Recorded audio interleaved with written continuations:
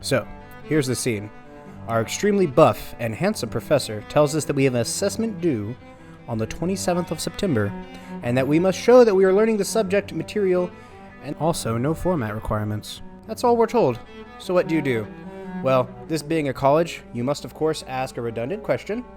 But Professor, how will we be graded? What is the required format? The professor then tells you, again, that there is no required format, it's whatever you choose.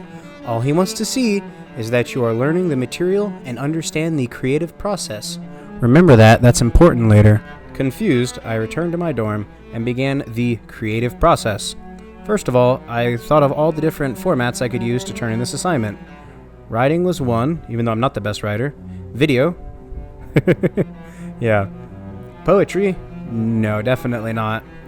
And just a voice recording, which felt kind of lazy. He also said you could do physical projects, but you don't want to see me do that either. So naturally, I landed on video.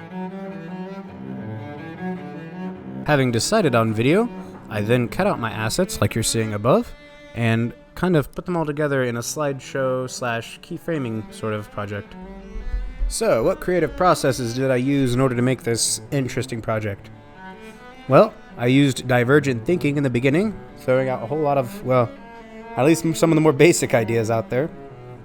Eliminating the ones I knew I wouldn't be super good at, writing, poetry, creating something physical. Narrowing it down to the one or two options, live video or keyframing, which is what I ended up doing. And then I narrowed that down even further. So, keyframing, how many frames do I want to be messing with? How many different assets can my computer handle? Microphone, I actually had to go out and get one of those. So those are the main creative processes I used for this video. Now, originally there was going to be a script.